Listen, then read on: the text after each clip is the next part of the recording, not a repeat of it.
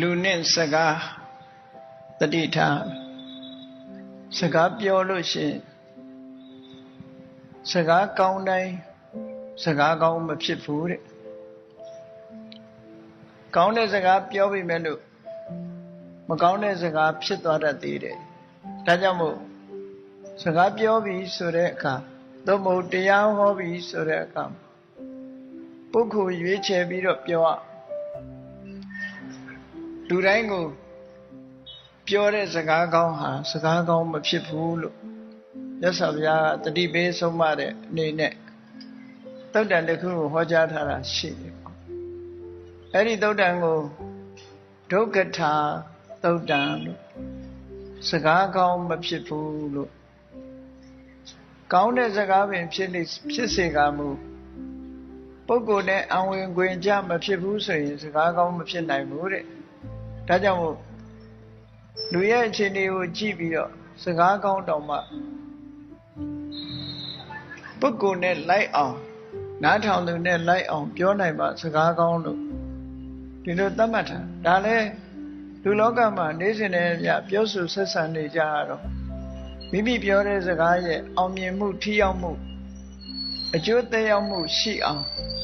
ဘယ်လိုစကားမျိုးကိုဘယ်လိုပုဂ္ဂိုလ်ကြဘယ်လိုစကားမျိုးကိုပြောသင့်တယ်ဆိုတာမှတ်သားသင့်တာပေါ့လောကလူတွေဟာတူနဲ့တူဆက်ဆံတဲ့အခါမှာအပြောနဲ့ဆက်ဆံကြရတာများတယ်အဲ့တော့အပြောနဲ့ဆက်ဆံကြရတဲ့အခါမှာမြတ်စွာဘုရားကအပြောနဲ့ပတ်သက်ပြီးတော့လည်းပဲစီကံချက်ထားဖို့ဆိုတာသွန်သင်ဆုံးမဩဝါဒပေးထားတာရှိတယ်မြတ်စွာဘုရားကိုကိုးကွယ်တယ်ဆိုတာဘုရားသွန်သင်ဆုံးမချက်တွေကိုရရှိဖို့အတွက်ကိုးကွယ်ရမြတ်စွာဘုရားရဲ့ချီးမြှင့်မဆာမှုကိုခံယူလို့၍ကိုးကွယ်ကြတာမဟုတ်ဘူးတကုရှင်ရဲ့ချီးမြှင့်မဆာမှုကိုခံယူလို့၍ကိုးကွယ်တာမဟုတ်ဘူးမြတ်စွာဘုရားရဲ့အဆုံးအမပြောသင့်တာနဲ့မပြောသင့်တာခွဲခြားသိဖို့အတွက်မြတ်စွာဘုရားကိုကိုးကွယ်ကြအဲ့တော့စကားအရာနဲ့ပတ်သက်လာလို့ရှိရင်အင်မတန်မှအရေးကြီးတယ်စကားပြောပြီဆိုလို့ရှိရင်မာနကိုပြောဖို့လိုတယ်ဟုတ်တာကိုပြောဖို့လိုတယ်ပြောတဲ့အခါမှာလည်းပဲအချိန်ကိုက်ပြောဖို့လိုတယ်တင့်တော်တဲ့အချိန်မှပြောဖို့လိုတယ်မတင့်တော်တဲ့အချိန်မှမပြောသင့်ဘူးပြောရဲဆိုတဲ့အချိန်မှလည်းယဉ်ကျေးသိမ်မွေ့စွာပြောဖို့လိုတယ်ဒေါသနဲ့မပြောသင့်ဘူးရိုင်းဆိုင်စွာမပြောသင့်ဘူးဆိုတဲ့မြတ်စွာဘုရားရဲ့ဆုံးမတဲ့အချက်တွေလူချင်းဆက်ဆံတဲ့အခါမှာအမြဲတမ်းမှအရေးပါတယ်လို့ပြောမိသားစုအတွင်းမှာတောင်မှမိဘနဲ့သားသမီးညီကိုမောင်နှမအချင်းချင်းမိတ်ဆွေသင်္ကာအချင်းချင်းအပြောမတတ်အဆိုမတတ်ဘူးဆိုလို့ရှိရင်လူမုန်းခံရတတ်တယ်ပေါ့ဒါကြောင့်မို့ပြောတတ်ဆိုတတ်ဖို့လိမ္မာရေးချရှိဖို့တဦးနဲ့တူဆက်သွယ်တဲ့အခါမှာအပြောအဆိုနဲ့ဆက်သွယ်ရတာဖြစ်သောကြောင့်မြတ်စွာဘုရားရဲ့အဆုံးအမကိုသိရှိပြီးလို့ရှိရင်စကားအရာမှာလိမ္မာရေးချရှိသူဆိုတဲ့ပုဂ္ဂိုလ်မျိုးဖြစ်အောင်ကြိုးစားအထောက်ကြရတာဖြစ်တယ်မပြောတဲ့စကားလို့ဆိုတာကိုမြတ်စွာဘုရားကမမှန်မကန်တဲ့အကြောင်းအရာတွေမပြောသင့်ဘူးမှန်ကန်တဲ့အကြောင်းအရာကိုသာပြောသင့်တယ်ဒါကတစ်ချက်တုံးတူကွဲသွားအောင်မတက်အောင်ဂုံးတိုက်တဲ့စကားမျိုးတွေကိုမပြောသင့်ဘူးအချင်းချင်းညီညွတ်သွားအောင်စီလုံးသွားအောင်ပဲပြောသင့်တယ်ဒါကတစ်ခု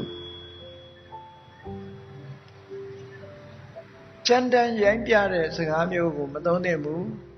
ယဉ်ကျေးသိမ်မွေ့စွာတစ်ဖက်သားနဝင်ချိုတဲ့စကားမျိုးကိုသာလိမ္မာယဉ်ကျေးစွာပြောသင့်တယ်ဒါကတစ်ခုစကားပြောပြီဆိုရင်ကောင်းကျိုးချမ်းသာအကျိုးစီးပွားကို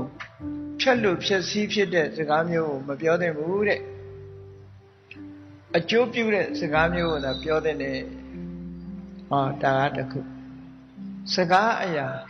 ရှောင်သင့်တာနဲ့ဆောင်သင့်တာဆိုပြီးတော့မြတ်စွာဘုရားဒီလိုခွဲခြားပြီးတော့ဟောထားတာရှိအဲ့ဒီခွဲခြားဟောထားချက်အတိုင်းလည်းပဲ ရှောင်တဲ့နာကိုရှောင်ပြီးတော့လှုပ်တဲ့နာကိုလှုပ်ဖို့အရေးကြီးတယ်လူဘဝလူလောကရောက်လာတဲ့အခါအသိဉာဏ်နဲ့နေထိုင်တဲ့လူသားဖြစ်ဖို့အရေးကြီးအမတ်တမဲ့နေထိုင်ခြင်းအပြင်အသိဉာဏ်ကင်းမဲ့စွာပြောဆိုခြင်းအပြင်မိမိပြောတဲ့စကားဟာထိရောက်မှုမရှိဘူးအကျိုးသက်ရောက်မှုကောင်းတဲ့အကျိုးသက်ရောက်မှုမရှိဘူးဆိုတာမျိုးဖြစ်နိုင်တယ်ဒါကြောင့်မို့ဒီကနေ့ဟောမယ့်မြတ်စွာဘုရားရဲ့လူနဲ့စကားတတိထားဆိုတာဒီသုတ်တံမှာပါတဲ့ဆုံးမသွန်သင်ချက်လေးတွေဟာအင်မတန်မှမှတ်သားစရာကောင်းတယ်နောက်တစ်ခုကျတော့စကားကောင်းမယ်ဖြစ်စေကမူလိုက်နာကျင့်သုံးတဲ့စကားလုံးနဲ့လိုက်နာကျင့်သုံးမှုမပြုတဲ့စကားဆိုပြီးတော့နှစ်ခုရှိသေးတယ်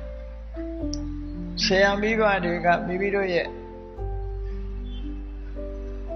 တပည့်သားသမီးတွေကိုဆုံးမဩဝါဒပေးကြတယ်လမ်းညွှန်မှုပြုကြ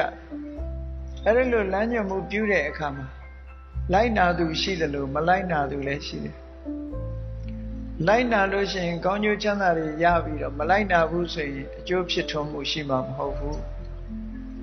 မြတ်စွာဘုရားရဲ့အဆုံးအမလည်းထို့တူပဲမြတ်စွာဘုရားကတော့တရားတွေရဲ့အကျိုးကိုလိုလားလို့အကျိုးရှိရာအကျိုးရှိကြောင်းဆုံးမဩဝါဒကိုဟောကြားဆုံးမတော်မူခဲ့တာဖြစ်တယ်သို့တော်ဘုရားဆုံးမကိုလိုက်နာတဲ့ပုဂ္ဂိုလ်ရှိတယ်လို့မလိုက်နာတဲ့ပုဂ္ဂိုလ်လည်းရှိတယ်လိုက်နာတဲ့ပုဂ္ဂိုလ်မှာကောင်းကျိုးချမ်းသာတွေရပြီးမလိုက်နာတဲ့ပုဂ္ဂိုလ်ကျတော့ကောင်းကျိုးချမ်းသာတွေမရဘူးတဲ့အဲဒီတော့ဘုန်းကြီးတို့တွေကမြတ်စွာဘုရားအဆုံးအမကိုတို့တွေလိုက်နာမယ်ဆိုတဲ့ခံယူချက်ထားဖို့လိုတယ်အဲ့ဒါလိုခံယူချက်မထားရင်ဘလောက်တန်ဖိုးရှိတဲ့စကားပဲဖြစ်ဖြစ်လိုက်နာကျင့်သုံးမှုမပြုဘူးဆိုရင်ကျိုးသက်ရောက်မှုကမဖြစ်နိုင်သည့်အတွက်ကြောင့်ဒီစကားရဲ့ထိရောက်မှုကလည်းမရှိတော့ဘူးအဲ့ဒါကိုမြတ်စွာဘုရားကတတိပေးတဲ့အနေနဲ့ဆုံးမထားတဲ့ဒေသနာတော်ကတော့ဘာလို့ဆိုယထာပိရုစီရံပုပ္ပံဝဏဝန္တံအကန္တကံဧဝံသူဝတိတာဝါစာအဖလဟောတိအကုပ္ပတောဆိုတဲ့စကားလုံးလေးရှိစကားကဘလောက်ကောင်းထိုစကားအဆုံးအမတိုင်းလိုက်နာကျင့်သုံးမှုမပြုဘူးဆိုလို့ရှိရင်အကျိုးမရှိဘူးတဲ့အဲစကားကောင်းတဲ့စကားပင်ဖြစ်ဖြစ်အကျိုးမရှိဘူးတဲ့ဘာနဲ့ဥပမာတူတော့ဆိုရင်အစင်းသာလှပြီးတော့အနတ်မရှိတဲ့ပန်းကိုပန်ရတဲ့ပုဂ္ဂိုလ်တူဟာပန်းရဲ့အလှကိုတော့ကြည့်ရမှာဖြစ်တော်လဲပဲမွေးချိုင်တဲ့အနတ်ဆိုတာ तू ရမှာမဟုတ်ဘူးဟောပြည့်စုံတဲ့အနေအထားမျိုး तू မရဘူးအစင်းလေးတော့လှပါရဲ့အနတ်ကမကောင်းဘူးကောင်းမြတ်တဲ့အနတ်မရဘူးဆိုတာလိုပဲဆုံးမတဲ့စကားကိုမလိုက်နာဘူးဆိုတဲ့ဟာအနတ်မရှိတဲ့ပန်းကြီးကိုပန်ထားရတယ်လို့ပဲဖြစ်ပြီစကားပဲအဖတ်တင်ပြီးတော့ကောင်းကျိုးချမ်းသာရနိုင်မှာမဟုတ်ဘူးလို့ဒီလိုဆိုလိုတာလိုက်နာကျင့်သုံးမှုဆိုမယ်ဆိုလို့ရှိရင်တော့ဘာနဲ့ဥပမာတူတော့ဆိုလို့ရှိရင်အစင်းလဲလှတယ်အနံ့လဲမွေးတယ်အဲ့ဒီအစင်းလှပြီးတော့အနံ့မွေးတဲ့ပန်းလေးကိုပန်ရမယ်ဆိုလို့ရှိရင်အစင်းလှခြင်းကြောင့်ကြည့်ရှုတဲ့ပုဂ္ဂိုလ်တိုင်းစက်တည်ရှိပြီးတော့အနံ့မွေးသည့်အတွက်ကြောင့်မိမိလည်းကောင်းတဲ့ယနံ့ကိုနမ်းရှုရတယ်ပတ်ဝန်းကျင်ကပုဂ္ဂိုလ်တွေလည်းကောင်းတဲ့ယနံ့ကိုနမ်းရှုရသည့်အတွက်စိတ်ချနှူးမှုတွေရကြတယ်နှစ်ဖက်နှစ်ဝအကျိုးရှိတယ်လို့နှုံးနှဝမှာအကျိုးရှိတယ်လို့ပဲ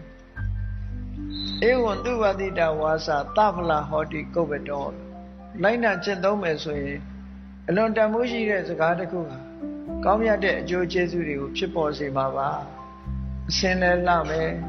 အနံ့လည်းမွေးတယ်ဆိုတဲ့ပန်းမျိုးပန်ရတယ်လို့ပဲလို့ဒီလိုမြတ်စွာဘုရားကတတိပေးဆုံးမထားတာရှိတယ်အဲ့ဒါကြောင့်မို့ဘုန်းကြီးတို့တွေဗုဒ္ဓဘာသာဝင်သူတော်စင်များဖြစ်သည့်အားလျော်စွာမြတ်စွာဘုရားရဲ့အဆုံးအမတိုင်းလိုက်နာကျင့်သုံးကြရမှာဖြစ်တယ်မြန်မာစကားမှလည်းရှိတယ်လေးနဲ့တဲ့စကားတစ်ခုဟာအလေးနဲ့နားထောင်မှုလိုအပ်တယ်ပေါ့လေးနဲ့တဲ့စကားတစ်ခုဟာအလေးနဲ့နားမထောင်ဘူးဆိုလို့ရှိရင်ပေါ့ပြက်ပြက်ဖြစ်တယ်ဒါကြောင့်မို့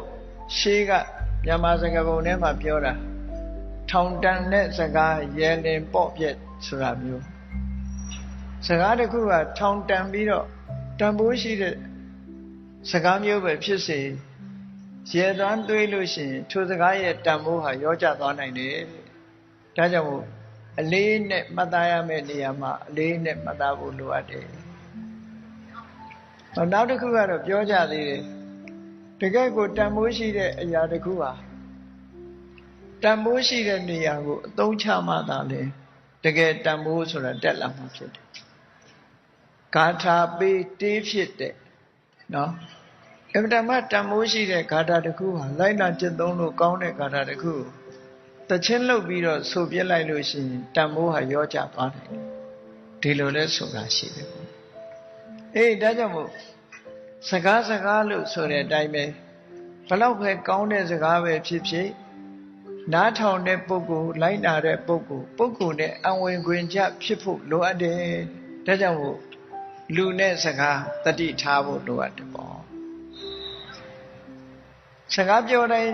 ဟာကိုပြောတဲ့စကားဟာဘလောက်ကောင်းတဲ့စကားပဲဖြစ်ဖြစ်ကိုပြောတဲ့စကားကိုနားထောင်နေတဲ့ပုဂ္ဂိုလ်ဟာဘယ်လိုပုဂ္ဂိုလ်မျိုးလဲဆိုတာကြိုတင်ပြီးတော့သိထားသင့်တယ်ပေါ့အဲ့ဒါလို့မဟုတ်လို့ရှိရင်ကိုပြောတဲ့ထောင်တန်စကားတော့မို့သိမ့်ချီတန်တဲ့စကားတန်းချီတန်တဲ့စကားဟာပေါ့ပြက်ဖြစ်သွားနိုင်တယ်ပေါ့အသုံးမဝင်ဖြစ်သွားဒါကြောင့်မို့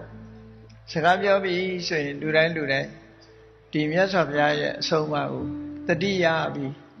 ဒီပုဂ္ဂိုလ်ကပြောတဲ့ပုဂ္ဂိုလ်လားဒီပုဂ္ဂိုလ်ကမပြောတဲ့ပုဂ္ဂိုလ်လားမပြောတဲ့ပုဂ္ဂိုလ်ဆိုမပြောနဲ့တန်ဖိုးရှိတဲ့စကားတွေအလဟတဖြစ်မယ်ပြောတဲ့ပုဂ္ဂိုလ်ဆိုမှပြောမှသာလင်ကိုပြောတဲ့စကားရဲ့ထိရောက်မှုအကျိုးသက်ရောက်မှုဆိုတာဖြစ်ပေါ်လာမှာဖြစ်တယ်ဆိုတာအလေးနဲ့ထားပြီးတော့စဉ်းကျင်စဉ်းစားကြရအောင်ပေါ့ဒုက္ခထာသုတ်တံမှာမြတ်စွာဘုရားကပုဂ္ဂိုလ်၅မျိုးကိုခွဲခြားပြီးတော့ဟောထားတာရှိတယ်ဒီနေရာမှာပုဂ္ဂိုလ်၅မျိုးခွဲခြားဟောတာဒီစัจจิဘက်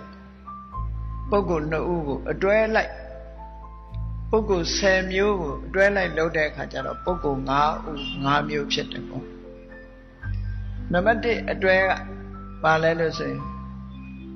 တရားတရားမရှိသူနဲ့တရားတရားရှိသူ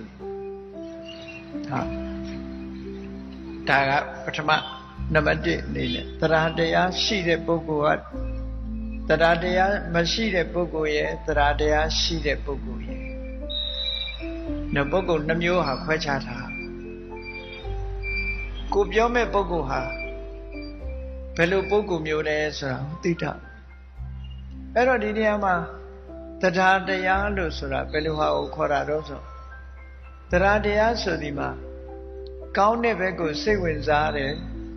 ကောင်းတဲ့အရာကိုလှုပ်ချင်ကိုင်ချင်စိတ်ရှိတယ်ကုသိုလ်ရေးရာစိတ်ဝင်စားတယ်အဲ့ဒီလိုပုဂ္ဂိုလ်မျိုးကိုတရားတရားရှိတဲ့ပုဂ္ဂိုလ်လို့ဒီလိုဆိုလိုတာတရားတရားမရှိတဲ့ပုဂ္ဂိုလ်ဆိုတာအဲ့ဒီအခြေအနေမျိုးမရှိဘူးစိတ်ကြည်လင်ခြင်းမရှိဘူးယုံကြည်မှုမရှိဘူးဒါတွေကိုအလေးနဲ့မထားဘူးမစဉ်းစားဘူးဆိုတဲ့ပုဂ္ဂိုလ်ကတူဒီကိစ္စအလေးနဲ့ထားတယ်စဉ်းစားတယ်တန်ဖိုးထားတယ်ဆိုတဲ့ပုဂ္ဂိုလ်ကတစ်မျိုးအဲ့ဒီပုဂ္ဂိုလ်2မျိုးကိုရှေးဥစွာမှတ်သားထားရဒီပုဂ္ဂိုလ်ဟာကောင်းတဲ့ဘက်ကိုစိတ်ဝင်စားတဲ့ပုဂ္ဂိုလ်လားကုသိုလ်ရေးရစိတ်ဝင်စားတဲ့ပုဂ္ဂိုလ်လားကုသိုလ်ရေးရစိတ်မဝင်စားတဲ့ပုဂ္ဂိုလ်လားလို့ဆိုတာဒီနှစ်ခုကိုခွဲခြားပြီးတော့ဒီနှစ်ဦးကိုခွဲခြားသိထားဖို့တို့ဒါကနံပါတ်1နံပါတ်2ကျတော့လောကမှာပုဂ္ဂိုလ်တွေကအတူနဲ့တူမတူတော့ဒုတ်သီလကိုချင်းသီလမရှိတဲ့ပုဂ္ဂိုလ်ကတစ်မျိုးရှိတယ်အကျင့်စာရိတ္တမကောင်းဘူးကိုချင်းသီလမရှိဘူးအဲ့ဒီလိုပုဂ္ဂိုလ်မျိုးကတူနောက်သူနဲ့ဆန့်ကျင်မဲ့နောက်တူကကိုချင်းသီလနဲ့ပြည့်စုံတယ်သီလဝန္တပုဂ္ဂိုလ်အဲ့တော့အဲ့ဒီပုဂ္ဂိုလ်2ဦးလည်းဓာတ်နုထားပြီးစကားပြောလို့မရဘူးကိုချင်းတရားကောင်းတဲ့ပုဂ္ဂိုလ်ကတူကိုချင်းတရားမကောင်းတဲ့ပုဂ္ဂိုလ်ကတူ အဲ့ဒီပုဂ္ဂိုလ်နှစ်ဦးကိုစကားတစ်ခုတည်းနဲ့တန်းတူထားပြီးတော့ပြောလို့မရဘူးတဲ့ဒါကြောင့်မို့လို့ဒီပုဂ္ဂိုလ်နှစ်ဦးကိုလည်းအလေးနဲ့ထားပြီးတော့ဆင်ခြင်စဉ်းစားရမယ်ဒီပုဂ္ဂိုလ်ဟာကိုကျင့်သီလရှိတဲ့ပုဂ္ဂိုလ်လားသို့မဟုတ်ကိုကျင့်သီလမရှိတဲ့ပုဂ္ဂိုလ်လား morality ဆိုတဲ့ကိုကျင့်တရားကောင်းတဲ့ပုဂ္ဂိုလ်ကိုကျင့်တရားမကောင်းတဲ့ immoral ဆိုတဲ့ပုဂ္ဂိုလ်မျိုးအဲ့ဒီပုဂ္ဂိုလ်မျိုးခွဲခြားမှတ်သားပြီးတော့မိမိပြောတဲ့စကားတစ်ခုဟာဝေဖန်ဆန်းစစ်ပြီးတော့မှပြောတဲ့ပုဂ္ဂိုလ်မှပြောရမယ်လို့ဒီလိုဆိုလိုတယ်နောက်နံပါတ်3ခွဲခြားချက်ကြတော့ဘာတော့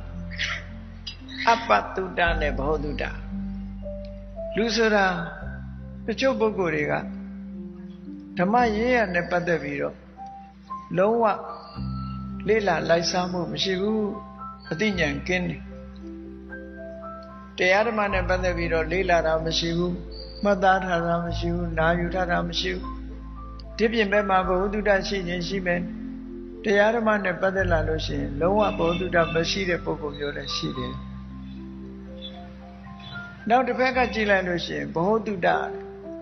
တရားဓမ္မနဲ့ပတ်သက်လာလို့ရှိရင်ဇာဝနာဝမမရရလေ့လာဆင်ခြင်သုံးသပ်ထားတဲ့အသိပညာကျွယ်ဝတဲ့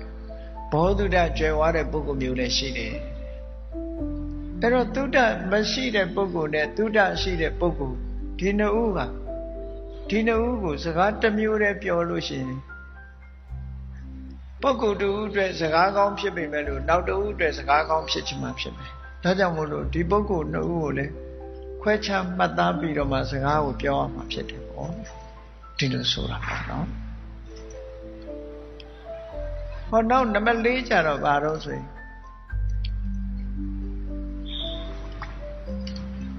လူဆိုတာအဘေကံရရောသူရှိတယ်လို့နှမျောတွန့်တိုသူလည်းရှိတာကိုရှိတာဘယ်သူကမှမတရာဘူးဆိုတဲ့လူမျိုးတွေလည်းရှိအဲ့ဒီလူမျိုးတွေကိုမစ္စရီလို့ခေါ်တယ်ကိုတယောက်တည်းကောင်းစားဖို့တခုတည်းပဲကြည့်မယ်နောက်ဆုံးမှာကိုမိသားစုတဲ့တောင်မှပဲမိသားစုတောင်မတရာတဲ့ပုဂ္ဂိုလ်မျိုးရှိသေးတယ်အဲ့ဒီလိုမစ္စရီဆိုတဲ့နှမျောတွန့်တိုတဲ့ပုဂ္ဂိုလ်မျိုးကတူဟောနောက်တစ်ခုကျတော့စာကဝါဆွန့်လွတ်တတ်တဲ့ generosity ရက်ရောတဲ့ပေးခြင်းကမ်းခြင်းနဲ့သူများအရေးကိုကြည့်တယ်နှမျောတွန့်တိုမှုမရှိဘူးဆိုတဲ့ပုဂ္ဂိုလ်မျိုးကတော့အဲ့တော့နှမျောသူနဲ့မနှမျောသူဒီပုဂ္ဂိုလ်နှစ်ဦးကိုလည်းပဲစကားတစ်မျိုးတည်းပြောယုံနဲ့ဒီစကားဟာစကားကောင်းမဖြစ်နိုင်ဘူးတဲ့ပုဂ္ဂိုလ်အလိုက်မှတ်သားထားဖို့လိုအပ်တယ်ကိုယ်စကားပြောတဲ့ပုဂ္ဂိုလ်တယောက်ဟာနှမျောတွန့်တိုတဲ့ပုဂ္ဂိုလ်လားသို့မဟုတ်စွန့်လွတ်အနစ်နာခံတတ်တဲ့ပုဂ္ဂိုလ်မျိုးလားဆိုတာကိုကြည့်ရမယ်အဲ့ဒါမှကြည့်ပြီးတော့မှစကားပြောရမယ်ဒီလိုဆိုဟောနောက်တစ်ခုပြောရမယ်ဆိုရင်နံပါတ်5ကပုဂ္ဂိုလ်တို့ကဒုပညာအသိပညာမရှိတဲ့ပုဂ္ဂိုလ်မျိုးကတစ်မျိုးရှိတယ်ဘယ်ကိစ္စမှမဆိုဆင်ញင်စဉ်းစားတတ်မှုမရှိဘူးအသိပညာမရှိဘူးအဲ့ဒီအသိပညာလုံးဝမရှိတဲ့ဆင်ញင်တုံတရားကင်းမဲ့တဲ့ပုဂ္ဂိုလ်မျိုးကတစ်မျိုးနောက်တစ်ခုကျတော့ပညာဝန္တအရာရာမှာဆင်ញင်စဉ်းစားပြီးတော့ခွဲခွဲခြားခြားသိတတ်တဲ့အသိပညာရှိတဲ့ပုဂ္ဂိုလ်ကတစ်မျိုးလို့အဲ့ဒီပုဂ္ဂိုလ်2မျိုးဟာလည်းပဲစကားတစ်မျိုးတည်းသူတို့2ဦးလုံးအတွက်အကျိုးဖြစ်မှာမဟုတ်ဘူးဒါကြောင့်မို့လို့ခွဲခြားပြီးတော့သိရမယ်လို့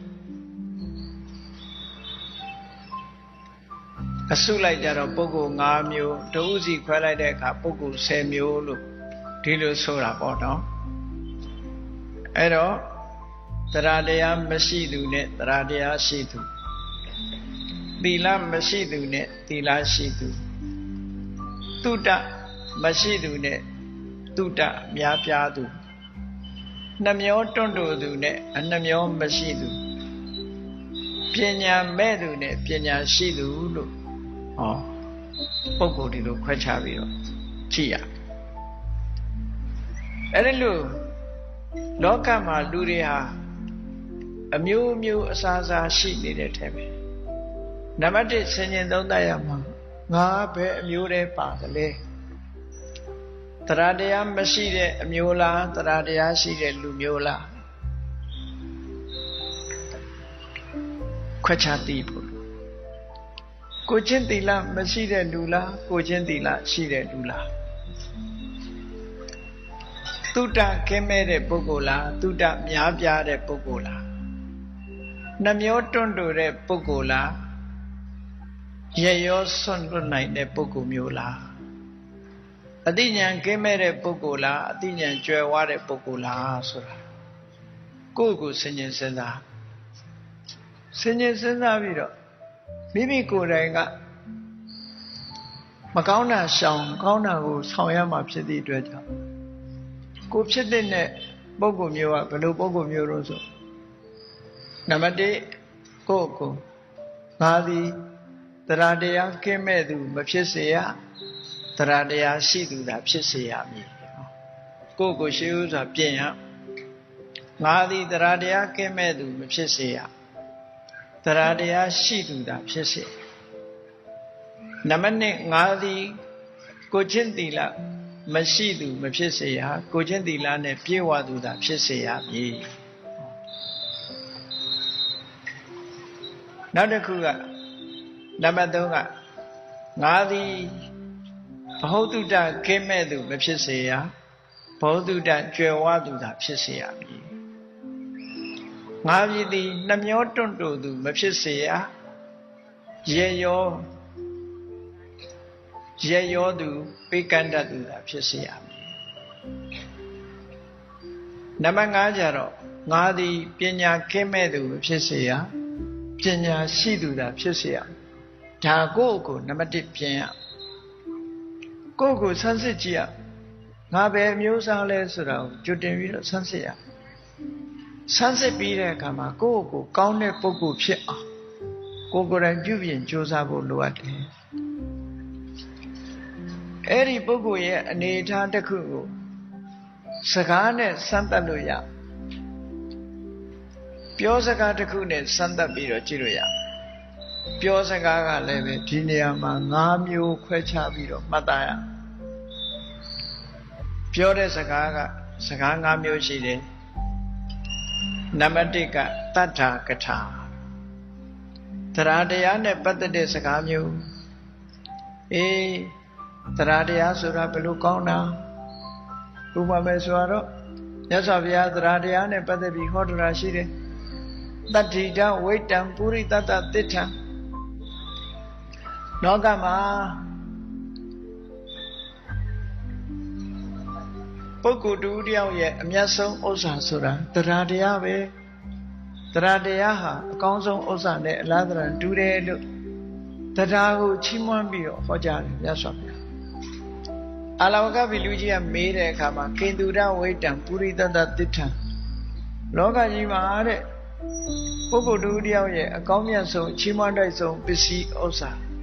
ဆိုတာဘာပါလဲလို့ဆိုတော့မြတ်စွာဘုရားကတရားတရားပဲလို့ဖြေတယ်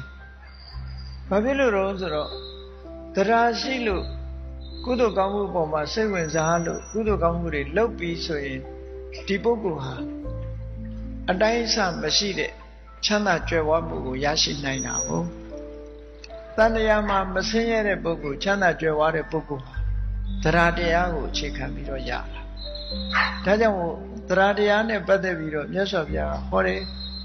ဒီလိုဟောတာနောက်တစ်ခါတရားဆိုတာမျိုးစေ့နဲ့တူတယ်တဲ့ဘယ်လိုမျိုးစေ့နဲ့တူတော့ဆိုမျိုးစေ့ဒီအလုံးနှစ်ခုကိုလှုပ်တယ်မျိုးစေ့လေးတစ်စေ့ကိုမြေကြီးပေါ်မှာချဆိုင်ကြည့်လိုက်လို့ရှိရင်အဲ့ဒီမျိုးစေ့လေးကအောက်ကိုအမြင့်ဆင်းတာတစ်ခုအပေါ်ကိုအညောက်ကလေးတက်လာတာတစ်ခုဟောနှစ်ခုရှိတယ်အမြင့်ဆင်းတာကတစ်ခုအပေါ်အညွန့်တက်တာတစ်ခုနှစ်ခုရှိတယ်အဲ့ဒါလိုပဲတရားတရားရှိတဲ့ပုဂ္ဂိုလ်ဟာကိုချင်းသီလကောင်းခြင်းဆိုတဲ့အမြင့်တွယ်မှုရဲ့သမထဝိပဿနာဆိုတဲ့အစစ်မြင့်တဲ့တရားကိုကျင့်ကြံကြိုးကိုအထုတ်ခြင်းဆိုတဲ့ အညွန့်ရဲ့ဟောဒီနှစ်ခုသရတရားကဖြစ်ပေါ်စေတယ်သရတရားဖြစ်ပေါ်စေဒါကြောင့်မို့သရဆိုတဲ့မျိုးစေ့တွေကတိလဆိုတဲ့အမြစ်ကလေးဆင်းလာပြီးတော့သမထဝိပဿနာဆိုတဲ့အညွန့်ကလေးတွေတက်လာတာတက်စီတာဒါကြောင့်မို့လို့သရဟာမျိုးစေ့နဲ့တူတယ်လို့ရသော်ဗျာမတိဖို့သည်လို့ဆိုတဲ့အမတမကောင်းမြတ်တဲ့အရာသာရှိတဲ့ဓမ္မရတ္တကိုခံစားခြင်းလို့ရှိရင်တရားဆိုတဲ့မျိုးစေ့ကိုမိမိရင်ထဲမှာစိုက်ပျိုးရမှာဖြစ်တယ်ပေါ့ဒါကြောင့်မို့မြတ်စွာဘုရားကတတ္ထာဖိစံတရားဆိုတာမျိုးစေ့ပဲလို့ဟောတရားအကြောင်းကိုချီးမွမ်းပြီးတော့ဒီလိုဟောကြားဟောနောက်တစ်ခုဆိုရင်မြတ်စွာဘုရားကဟောတာတတ္ထာဟထောမဟတနောတဲ့တရားတည်းဟူသောလက်ရှိတဲ့ပုဂ္ဂိုလ်ဟာချမ်းသာကြွယ်ဝတယ်လူကျင်တယ်တန်းကျင်တယ်ပေးကျင်တယ်ကမ်းကျင်တယ်ဆိုတဲ့ရက်ရောတယ်ကြည်နူးတယ်ဆိုတဲ့ကံကံရဲ့အကျိုးကိုယုံကြည်တယ်စိတ်ကြည်နူးတယ်ဆိုတဲ့ကုသိုလ်ကောင်းမှုပေါ်မှာစိတ်ဝင်စားတယ်ဆိုတဲ့တရားတရားဟာလက်နဲ့အလားတရတူတယ်လောကမှာလက်ရှိမှလိုချင်တာကောက်ယူလို့ရမှာဖြစ်တယ်လက်မပါတဲ့သူကကောက်ယူဖို့ခက်တယ်အေးတရားမရှိတဲ့ပုဂ္ဂိုလ်ကဘယ်လိုပဲကုသိုလ်ကောင်းမှုတွေလှုပ်ရှားတွေတွေ့တရားမပါဘူးဆိုရင်ရှောင်သွားတာမလုပ်ဘူးလက်မပါတဲ့ပုဂ္ဂိုလ်ကလည်းတန်မိုးရှိတဲ့ယရနာတွေတွေ့ကျင်တွေ့ပါစေကောက်မယူနိုင်ဘူးဒါကြောင့်မို့တရားဟာလက်နဲ့အလားတရတူတယ်လို့ဟောမြတ်စွာဘုရားကတရားနဲ့ပတ်သက်ပြီးတော့ဒီလိုချီးမွမ်းစကားနဲ့ဟောကြားထားတာအများကြီးပဲရှိတယ်တရားဆိုတာသူဖြစ်ပေါ်လာပြီဆိုလို့ရှိရင်လူရဲ့စိတ်လေးကကြည်နူးလာဥပမာပါနဲ့တူတော့ဆိုလို့ရှိရင်ရှေးခေတ်တုန်းကစကြဝဠာမင်းနေခီးသွားလာတဲ့အခါခုခေတ်လိုရေတံဘူးတွေပါတယ်မရှိဘူးမရှိတော့မြစ်ချောင်းအင်းအိုင်ကရေနဲ့သွားရင်လာရင်အဲ့ဒီရေကိုတောက်တဲ့အခါရေတတ်မှုအတွက်ဘာလို့ကြရေကိုခတ်ပြီးတော့စကြမင်းရဲ့လက်ထဲမှာရှိတဲ့တန်ဖိုးရှိတဲ့ဗရမ ्या ယရနာကိုရေထဲထည့်လိုက်လို့ရှိရင်အဲ့ဒီရေထဲမှာပါတဲ့အနယ်တွေဟာအလုံးထိုင်သွားတယ်ဗရမ ्या ရဲ့အစွမ်းကြောင့်ရေတွေအနယ်ထိုင်သွားတယ်တဲ့အဲ့ဒီကြတော့မှရေကြည်ရေတန့်ကိုရတရားတရားဟာလည်းပဲစကြမင်းရဲ့ဗရမ ्या နဲ့အလားတရတူတယ်တဲ့လူရဲ့စိတ်ထဲမှာတရားပေါ်လိုက်တာနဲ့တပြိုင်တည်းနိဝရဏတရားဆိုတဲ့အညစ်အနောက်တွေဟာအနေထိုင်သွားတယ်။လူတွေရဲ့စိတ်ထဲမှာချီလင်စေတတ်တဲ့အရာကတရား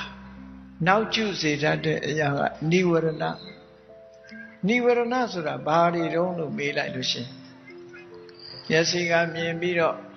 အလှအပတွေခံစားကျင်တာနားကသာယာဝယ်တွေနားထောင်ပြီးတော့ခံစားကျင်တာ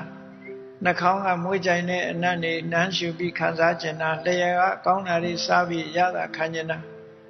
ခန္ဓာကိုယ်ကထိတွေ့ပြီးတော့အရသာခံကျင်တာလို့ဆိုတဲ့ကာမဂုဏ်အာယုန်တွေနဲ့ပတ်သက်ပြီးတော့လိုချင်တောင့်တမှုဆန္ဒဖြစ်နေတဲ့ကာမိဆန္ဒလိုချင်မှုလောဘတွေလွှမ်းမိုးနေတဲ့အချိန်အဲ့ဒါဟာစိတ်ဟာညှဉ်းနှွမ်းနေတာပဲလို့ဆိုအဲ့ဒီကာမဂုဏ်အာယုန်တွေပေါ်မှာလိုချင်တန်းတဖြစ်နေတဲ့လောဘဆိုတဲ့အညစ်အကြေးကိုအနေထိုင်သွားအောင်ဘယ်သူကလုပ်လို့ရတော့ဆိုဟောဒီကုသိုလ်ကောင်းမှုပေါ်မှာစိတ်ဝင်စားတဲ့တရားတရားလေးဝင်လာလိုက်တာလည်းပြန်နဲ့အဲ့ဒီအကုသိုလ်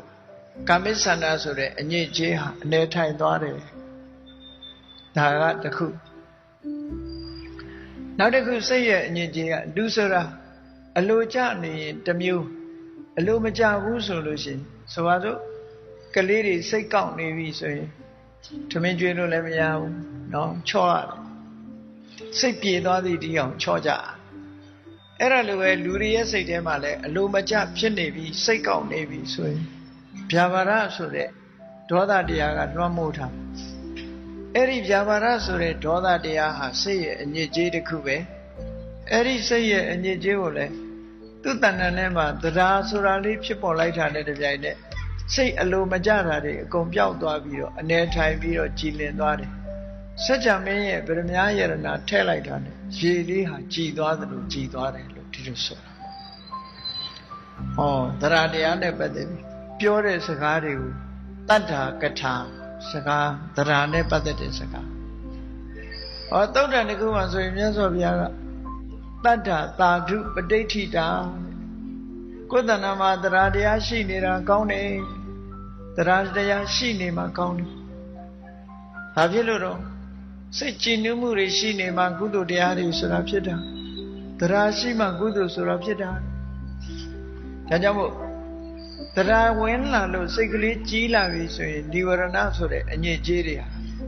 Can we do it? Can we do it? Kaja, Balodo. Sigli, Gila. Eri Gila, Sigli Jamulu. Tana Lode, Dila Saudi, the Kavatamba on a Bobia today. Ubo Saudi, so the good community people. Selagini. Say a low job sending a Bogodia. A sheet of Yadam, Bango Lema Mogu, Shijano, Simiro, Pano, Ludama Mogu. Say Chinima, or Piapandu Omave. Shijanlika Omave, Simile Lumave, Piachico Omave, so the Aduidia. Say Gini, the Kama, Pitbodate, Aduidi. The Radia came in, say Michivu, so indeed, Druid on Mabona Moody. Tajamolo. Lokama Kudo Loda. A Gulu Diawe Lavi Diana Tom Mesura, say Gini Lula. Eri Chilen in the Radia Sure. Di say a cheetah Paula the Drajamu. Count it Lodi, Lopita, Pitamo. Tino the Radia, San Ari, Nepadaviro. Tambushigo, yes of the horror, Tata Gata, look on. Eri Tata Gata, so that he's a galon the crew. The Radiane Padavido, pure as a cardi. The Radia, Madama County. The Radia City, Drajam, Gudo Gamu, Lode. Gudo Gamu, Lodi, Drajam, City, Wama, Yo, Saint Chiline. No. Season Osare, Jaware, Jamai County, Dashire, Sare. The Radia, Joe Jesu, hope you need a kama. Not on the Bogorema. The Radia Kemedu, the Radia Shidu, no she the Tebe. The Rajam Pioni Lucy. The Radia Kemedu, this cargo, now how you move to her. Pavilo, too much Shima Mashida. Tu Mishiro, Papione. Dari Lama Bion and Nani. Tilushita, no? Ero, the Radiane Patate Sakatakuha, the Rashi de Pogu Demacone, the Radiamashi de Pogu Demacamu, Sakakam of Ship. Era Mias of Yaga, Tidodama, Blue Horror, Blue the Deep Beatles. Atata, Tadakata, Tokata. Atata, the Radiamashi de Pogu are. The Radia Piopiare, the Radiane Patate Sagaha, Tokata, Sakakam of Shipu. Sakanga or Sakakame. David, the Radia came at a Pogo, Dobiro, Elizaga, Topio Lucy, to net Tamate. To Machai Pumo, to the solo couple. Era Pia Shimjaro. At that door, Tata Gataya, Kisa Manaya. The Radia came in a Bogo, the Radiane Patate, Deyazaga, the Radia, Chimonadi, Piomeso in Papile. Say Tema, Majapu. Majayo Nemagu, Kopati, say Sore, say Solare, Jabisadi, Majimanadi Pilare, Padeti di Demalare. The Radiane Padaradi Pioe, do a Demala. Nani de Babione di Lami, Chidu Pit, Demala, Darimagau, Copinsa, Dordensa, Padu Grodi, Abisensa, Padu Grodi, Say Soda, Majivana Pita, Dariva, Duga, Topola, Nogale, Topio and Biola, Miana Yiga, Den Lame, Tiluri, Majinatari, Popala, made. Pavilo, the Radia Machine Bogoa, the Radian Patate Sakago, Namatown Nine Ale, Solution, အဲ့ဒီကောင်းမြတ်တဲ့အရေးချင်းတစ်ခုဖြစ်တဲ့တရားဆိုတဲ့စွမ်းအင်လေးအရေးချင်းလေးတစ်ခုသူ့တဏ္ဍာမှာ तू မတွေ့ဘူးသူ့တဏ္ဍာမှာ तू မရှိဘူးမရှိသည့်အတွက်ကြောင့်မရှိတာကိုပြောနေတဲ့အခါသူ့မရှိတဲ့ဂုဏ်ကြီးကိုချီးမွမ်းပြောနေတဲ့အခါမှာအဲ့ဒါကြောင့် तू ပီတိသောမနတမဖြစ်နိုင်ဘူးတဲ့ပီတိပမောဇ္ဇနှစ်ချိုက်ခြင်းဝမ်းမြောက်ခြင်းဆိုတာမဖြစ်ဘူးဒါကြောင့်မို့သူ့စိတ်ထဲမှာမကြေမနက်မနှစ်မြို့တာမဖြစ်သည့်အတွက်ကြောင့်အတ္တတတတတ္ထာကထာဒုက္ခထာဟောသူမကြေမနက်ဖြစ်တယ်ဒါကြောင့်မို့တရားတရားမရှိတဲ့ပုဂ္ဂိုလ်ကိုနာသွားပြီးတော့တရားတရားနဲ့ပတ်သက်တဲ့စကားပြောလို့ရှိရင်သူ့မှာနှစ်ချိုက်ကျေနပ်မှုမရှိသည့်အတွက်ကြောင့်စကားကောင်းမဖြစ်ဘူးမကြားခြင်းလို့ထသွားခြင်းလည်းသွားမယ်တားမြစ်ခြင်းလည်းတားမြစ်မယ်အဲ့တော့ပြောတဲ့စကားဟာ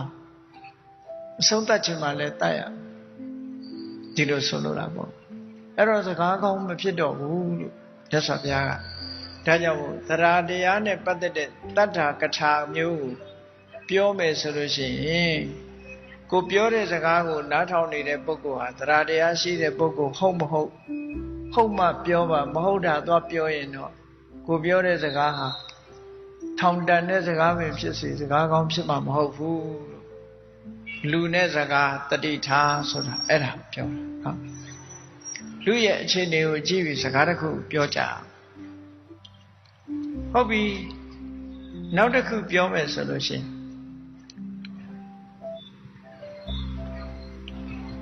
တရားတရားရှိတဲ့ပုဂ္ဂိုလ်ကိုတရားနဲ့ပတ်သက်တဲ့စကားကိုပြောမယ်ဆိုလို့ရှိရင်တော့စကားကောင်းဖြစ်ပါတယ်ဒါကြောင့်မို့တတ္တတတ္တကထာသူကထာတရားတရားရှိနေတဲ့ပုဂ္ဂိုလ်တရားတရားနဲ့ပတ်သက်တဲ့စကားဟာစကားကောင်းဖြစ်တယ်ဘာကြောင့်စကားကောင်းဖြစ်တာတော့ဆိုတရားတရားနဲ့ပတ်သက်တဲ့စကားကိုပြောလို့ရှိရင်တရားတရားရှိတဲ့ပုဂ္ဂိုလ်ကသူ့ကိုချီးမွမ်းနေတယ်လို့ခံစားရဒါကြောင့်မို့လို့သူ့မှာရှိတဲ့တရားတရားတွေအကြောင်းပြောလာလို့ရှိရင်သူကနားဆိုင်ပြီးတော့ထောင်းတယ်ဒီဟာနဲ့ပတ်သက်ပြီးမကြေမနပ်မဖြစ်ဘူးနော်မကြေမနပ်မဖြစ်ရုံနဲ့မကဘူးအဲ့ဒီတရားဆိုတဲ့ကောင်းမြတ်တဲ့အရေးချင်းတွေသူ့တဏ္ဍာမှာသူရှိထားတာဖြစ်သောကြောင့်ဒီစကားကြားလိုက်ရရင်ပဲသူကပီတိတွေပမောဇ္ဇတွေဝမ်းမြောက်မှုတွေနှစ်ချိုက်မှုတွေသူ့တဏ္ဍာမှာဖြစ်လာတယ်ဒါကြောင့်တရားတရားရှိသူအတွက်တရားနဲ့ပတ်သက်တဲ့စကားဟာစကားကောင်းဖြစ်ပါတယ်လို့မြတ်စွာဘုရားဒီလိုဟောတာဒါကြောင့်မို့တတ္တကထာကိုပြောတော့မယ်ဆိုလို့ရှိရင်တရားတရားနဲ့ပတ်သက်ပြောမယ်ဆိုရင်တရားတရားရှိတဲ့ပုဂ္ဂိုလ်ထံမှာရွေးပြီးပြောပါတခြားနေရာမှာတရားတရားမရှိတဲ့ပုဂ္ဂိုလ်သွားမပြောပါနဲ့သွားပြောလို့ရှိရင်အဲ့ဒီစကားရဲ့အကျိုးသက်ရောက်မှုထိရောက်မှုဆိုတာရှိမှာမဟုတ်ဘူးလို့ဒီလိုခွဲခြားပြီးတော့နားလည်ဖို့မြတ်စွာဘုရားဒီလိုဟောတာနော်နောက်တစ်ခါဒီအတိုင်းပဲနောက်စကားတစ်ခုကဘာလို့ဆိုသီလကထာကိုချင်းသီလနဲ့ပတ်သက်ပြီးတော့ပြောတယ်အေးသီလရှိတဲ့ပုဂ္ဂိုလ်ဟာသီလံသက်ခတသောပန္နလူပြည်နတ်ပြည်ဆိုတဲ့ကောင်းတဲ့ဘုံတွေကိုသွားဖို့အတွက်ကိုချင်းသီလဟာလေကားလိုပဲအင်တာမတန်မိုးရှိတယ်ကိုချင်းသီလရှိလို့ရှိရင်ကိုချင်းသီလဆိုတဲ့လေကားပေါ်မှာဆောင်းနှန်းလေကားကြီးကနေတက်သွားလို့ရှိရင်နတ်ပြည်နတ်ချမ်းသာဆိုတာအလွယ်ကလေးပဲရတယ်ဒါကြောင့်မို့ကိုချင်းသီလဟာလွန်တန်မိုးရှိတယ်သီလအကြောင်းတွေပြောလူရဲ့တန်မိုးဟာကိုချင်းသီလပဲကိုချင်းတရားကောင်းခြင်းဟာဘုရားစုစုချီးမွမ်းအပ်တဲ့တရားတွေဖြစ်လို့အလွန်ပဲတန်မိုးကြီးမားလာတယ်သီလံယောဂိတလင်္ကာရောသီလံယောဂိတမန္တနံသီလေဟိလင်္ကတောယောဂီမန္တနေအကတံကတောလောကမှာလူတွေစိတ်ရွှေယရနာတွေဆင်ကြတယ်အဲ့ဒီစိတ်ရွှေယရနာတွေဟာနော်တခါတရံမှသာတင့်တော်ဆင်လို့လှတယ်လို့ယူဆတယ်အမြဲတမ်းစိတ်ရွှေယရနာဆင်လို့တင့်တယ်တာမဟုတ်ဘူးဘလောက်ပဲစိတ်ရွှေယရနာတွေထင်ဆင်ထားတာလူရဲ့အယုတ်ဆင်းဟာတင့်တယ်လာမှုမရှိဘူးတဲ့ ဘာစိန်ရွှေယရနာမှမစင်ဘူး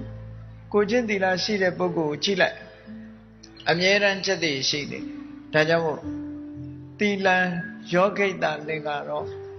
ကမ္မထာအလုပ်ကိုအားထုတ်နေတဲ့ပုဂ္ဂိုလ်ဟာကိုချင်းသီလပြည့်စုံတာနဲ့တပြိုင်တည်းအစဉ်တစားဆင်ထားသလိုပဲသီလယောဂိတမန္တနံတကယ်ကိုလှပတဲ့ယရနာတစ်ခုပဲသီလေဟိလင်္ကတောယောဂီမန္တနေအက္ကတံကတောသီလတစားနဲ့ဆင်ထားတဲ့ပုဂ္ဂိုလ်ဟာချီးမွမ်းစရာအလွန်ကောင်းတယ်အစဉ်တစားတွေထဲမှာသီလနဲ့တူတဲ့အစဉ်တစားဆိုတာတူတဲ့အစဉ်တစားမျိုးအခြားမှာမရှိနိုင်ဘူးလို့အဲ့ဒါလို့မြတ်စွာဘုရားသီလနဲ့ပတ်သက်ပြီးတော့ချီးမွမ်းပြောကြားမှုတွေကိုသီလကထာလို့ခေါ်တယ်နော်သီလဟာဘလောက်တန်ဖိုးရှိတယ်ဘလောက်အရေးပါတယ်ဆိုတာကိုထိုထိုသုတ်တန်နေမှာမြတ်စွာဘုရားသီလံယာဝစရာတာဓုတဲ့ကိုချင်းသီလဆိုတာဟာအိုဒီထိအောင်ကောင်းတဲ့တရားတစ်ခုပဲနော်အိုဒီထိအောင်ကောင်းတဲ့တရားတစ်ခုဘယ်လိုကောင်းတော့လို့ဆိုစဉ်းစားကြည့်လေလောကလူတွေဟာအဝတ်စားဝတ်ကြတယ်မိမိတို့ဝတ်စားတဲ့ဒီဇိုင်းတော့မဟုတ်နော်အသွေးအရောင်အစင်တစားတစ်ခုဝတ်တယ်ဆိုတာကလေးဝတ်တဲ့အစင်ကတစ်မျိုးလူလက်ပိုင်းဝတ်တဲ့အစင်ကတစ်မျိုးလူကြီးတွေဝတ်တဲ့အစင်ကတစ်မျိုးလူကြီးဝတ်တဲ့အစင်ကိုကလေးလေးဝတ်ရင်ဒီကောင်လေးကယူးကြောင်ရောင်နဲ့တူပါတဲ့အဖိုးကြီးစင်ကြီးအဖွားကြီးစင်ကြီးဝတ်ထားတယ်ဆိုပြောခံပါပဲနော်တခါအသက်အရွယ်ကြီးတဲ့ပုဂ္ဂိုလ်ဟာကလေးတွေဝတ်တဲ့အဝတ်မျိုးဝတ်ထားပြန်လို့ရှင်ဒီအဖိုးကြီးကလည်းတေကန်ဒီမှတငယ်ပြန်နေတာလို့ပြောခံရမှာပဲပြောခံရမယ်ဆိုလိုတာကအဝတ်အစားဆိုတာသူ့အရွယ်နဲ့သူဆင်မရင်တယ်နော်အရွယ်မရွေးရင်တာမဟုတ်ဘူးကိုချင်းသီလကြတော့အဲ့ဒါလို့မဟုတ်ဘူးတဲ့ကလေးလေးကစောင့်လဲတော်လိုက်တာကလေးပေါက်စားလေးသီလတွေလုံးကျုံပါပြီတယ်ချီးမွမ်းခံရလူလက်ပိုင်းကစောင့်ရှောက်ရင်လဲတော်လိုက်တာပျော်ပါတဲ့အရွယ်မှာအပျော်ပါးတွေလျှော့ပြီး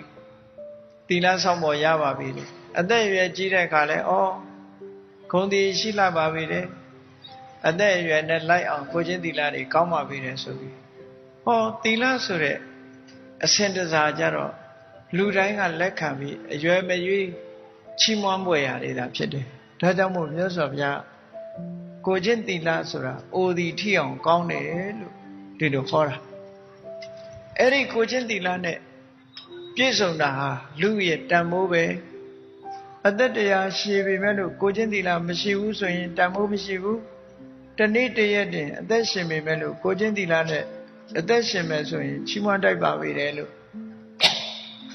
အဲ့ဒါလို့ကိုချင်းသီလကိုမြင့်တင်ပြီးတော့မြတ်စွာဘုရားဟောထားတာသာသနေကုလပုဒ္ဒနာပဋိဋ္ဌာနတ္ထိယဝိတံလောကမှာသာသနာမှာကိုချင်းသီလဖယ်လိုက်လို့ရှိရင်ယတ္တိယဆိုတာမရှိနိုင်ဘူးဒါကြောင့်မို့ကိုချင်းသီလပေါ်မှာတီမအလုံးဂုဏ်တည်တွေအကုန်တည်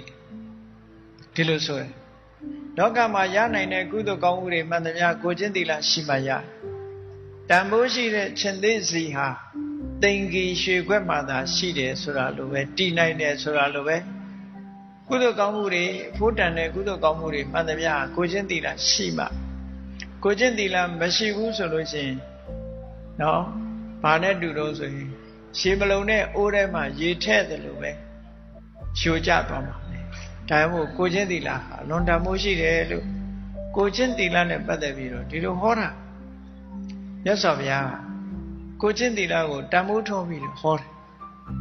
အဲ့ဒါလို့သီလနဲ့ပတ်သက်တဲ့သီလကထာစကားမျိုးတွေက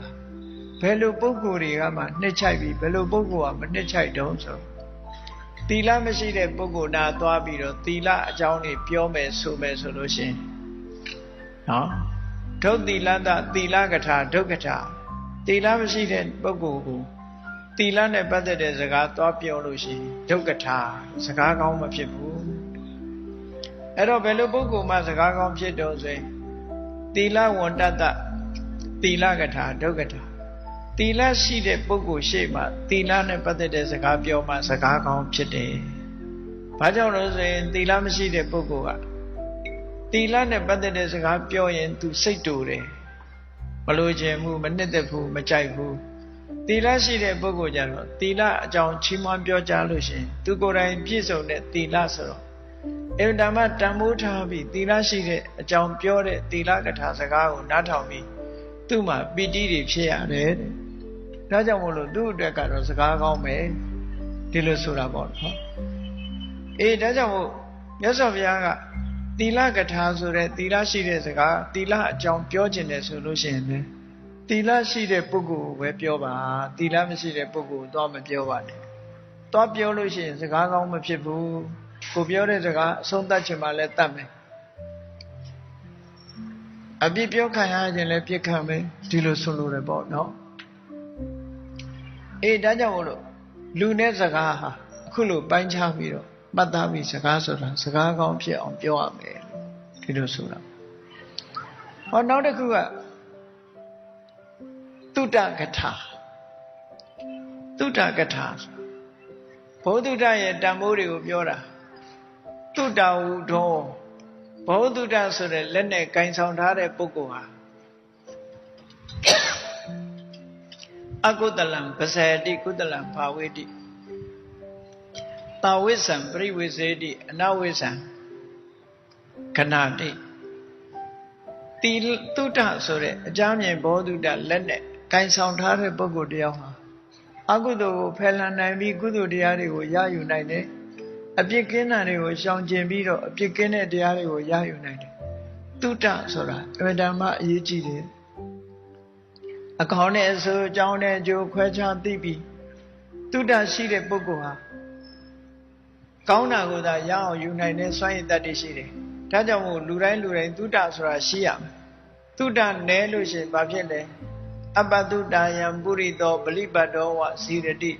ရသော်ဘုရားကတုတ္တမရှိတဲ့ပုဂ္ဂိုလ်ဟာတဲ့ဒီအလုံးမလုံးနိုင်လို့လွတ်ထားတဲ့နွားကြီးခြုံနေမြတ်တွေစားရင်ကနေပြီးတော့ခန္ဓာကိုယ်ကြီးဝါနေတယ်နော်ပလိပတ်တော်ဝဇီရတိဘေးမဲ့လွတ်ထားတဲ့နွားကြီးဟာအလကားသာအသာတိုးပြီးမန္တာနိတတ္တဝဋ္ဌန္တိပညာတတ္တနာဝတ္တိအသားတွေသာတိုးပြီးတော့အသိပညာမတိုးဘူးတဲ့ဒါကြောင့်မို့လို့တုတ္တရှိအောင်လုပ်ရမယ်တုတ္တမရှိဘူးဆိုလို့ရှိရင်တော့ကောင်းကျိုးချမ်းသာတွေရမှာမဟုတ်ဘူးအသိပညာတွေတိုးမှာမဟုတ်ဘူးလို့ဒီလိုဟောတာအဲ့ဒီတုတ္တကထာနဲ့ပတ်သက်လာလို့ရှိရင်တုတ္တမရှိတဲ့ပုဂ္ဂိုလ်ကိုဥပမာမဲ့စာမတတ်တဲ့ပုဂ္ဂိုလ်သွားပြီးတော့စာစကားပြောမယ်ဆိုရင်ရံဖြစ်ခြင်းနဲ့ရံဖြစ်မှာပဲနားထောင်ခြင်းမှလည်းနားထောင်မှာပဲဒီလိုဆိုလိုတာ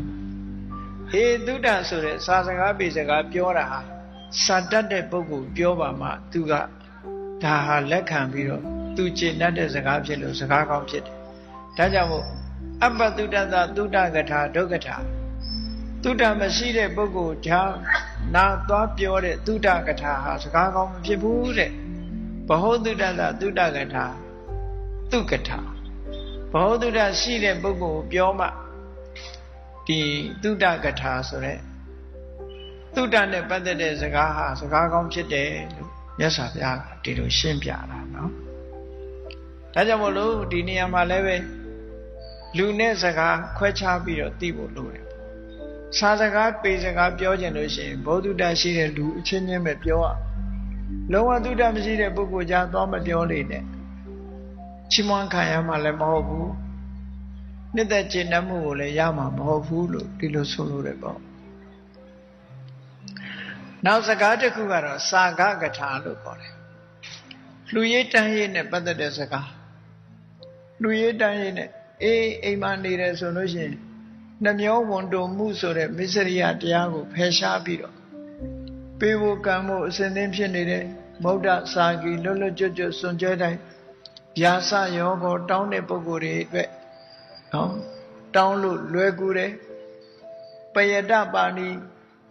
လက်ဟာပေးဖို့ကံမှုအတွက်အစဉ်သင်းဆေးကြောထားသလိုဖြူစင်တဲ့လက်ရှိသူဖြစ်တယ်လို့စာကားနဲ့ပတ်သက်ပြီးတော့နော်စွန့်ကြဲပေးကံလူဒန်းတတ်တဲ့ပုဂ္ဂိုလ်ရဲ့လက်ဟာအရာခသိန်းကိုရယူနိုင်တဲ့စွမ်းရည်တတ္တိရှိတဲ့လက်ဖြစ်တယ်နော်အဲ့ဒါကြောင့်မို့လို့ စွန့်ကြဲပိတ်ကလှူဒန်းခြင်းဆိုတာဟာအလွန်တန်ဖိုးရှိတဲ့ကုသိုလ်တစ်မျိုးပဲလို့မြတ်စွာဘုရားကစာကားနဲ့ပတ်သက်ပြီးတော့ဒီလိုချီးမွမ်းစကားပြောတယ်အေးဒီကနေ့ခေတ်ချမ်းသာကြွယ်ဝနေကြတဲ့ပုဂ္ဂိုလ်တွေဟာတစ်ချိန်တုန်းကစာကားလို့ဆိုတဲ့စွန့်ကြဲမှုတွေကိုပြုလုပ်ခဲ့တဲ့ပုဂ္ဂိုလ်တွေနတ်ပြည်ရောက်ပြီးနတ်ချမ်းသာခံစားနေရတဲ့ပုဂ္ဂိုလ်တွေဟာလည်းစာကားစွန့်ကြဲမှုပြုခဲ့တဲ့ပုဂ္ဂိုလ်တွေကြီးပဲအလွယ်တကူကြွယ်ဝချမ်းသာနေတဲ့ပုဂ္ဂိုလ်တွေလောကမှာရှိတယ်လေဒါကကိုကြိုးစားလို့ကိုချမ်းသာတာပါလို့တချို့ကပြောကောင်းပြောလိမ့်မယ်သို့တော့စဉ်းစားကြည့်လေကိုကြိုးစားလို့ကိုရတယ်ဆိုတာမရှိဘူးမဟုတ်ဘူးရှိတယ်သို့တော့လူတွေကြည့်လူဘဝဝင်လာတဲ့အချိန်မှာတယောက်နဲ့တယောက်မတူတယောက်ကဆင်းရဲတဲ့မိသားစုတွေရောက်သွားမွေးတယ်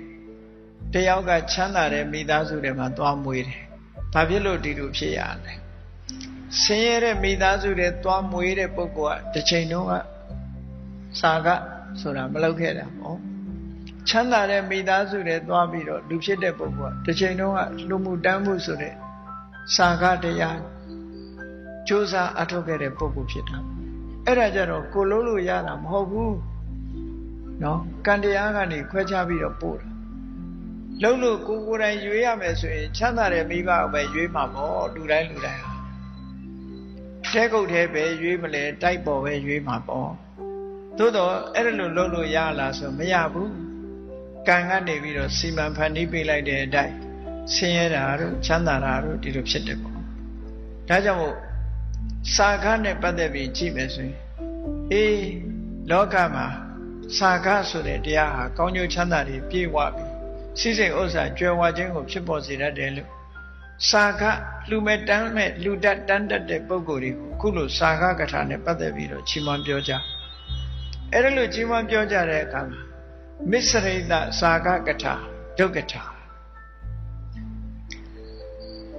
နှမျောဝန်တုတတ်တဲ့ပုဂ္ဂိုလ်ကိုစွန့်ကြဲဖို့ဆိုတာမျိုးသွားပြောလို့ရှိရင်တော့စကားကောင်းမဖြစ်ဘူးတဲ့သူကမှမပေးခြင်းမကမ်းခြင်းမလှူခြင်းနှမျောဝန်တိုးနေတာဖြစ်တော့လှူရေးတန်းရေးကိုလာပြောမယ်ဆိုရင်သူကရန်ဖြစ်မှာပဲကျင့်တတ်မှာမဟုတ်ဘူးဒါကြောင့်မို့စာကကထာဟာလူတိုင်းအတွက်စကားကောင်းမဖြစ်ဘူးတဲ့ဘယ်လိုပုဂ္ဂိုလ်များစကားကောင်းဖြစ်တော့ဆိုရင်စာကဝတ္တောစာကကထာဒုက္ကထာအေးလူလို့တန်းလို့အမြဲတမ်းရေရောပြီးလူတွေတန်းလေးဝါသနာကြီးတဲ့ပုဂ္ဂိုလ်ကိုလူရေးတန်းရေးနဲ့ပတ်သက်ပြီးတော့ပြောမယ်ဆိုရင်တော့သူလူခဲ့တဲ့စာကတမ္ပရာဆိုတဲ့ဒီကိုချင်းတရားသူလုပ်ခဲ့တဲ့စာကတရားကိုသူကအာယုပြုတ်ပြီးတော့ပီတိတွေဖြစ်တယ်ပါမောဇဆိုတဲ့ဝမ်းမြောက်မှုတွေဖြစ်တယ်ဒါကြောင့်မို့အဲ့ဒီပုဂ္ဂိုလ်ပြောမှ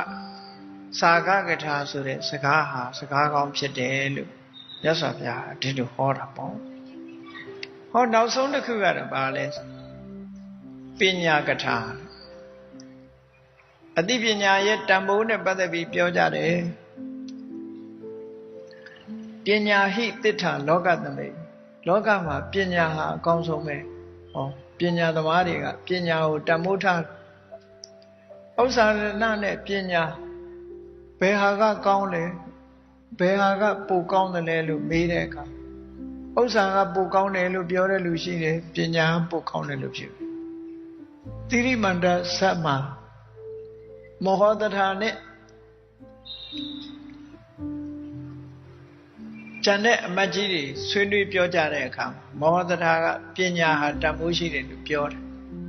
ကျန်တဲ့အမတ်ကြီးတွေက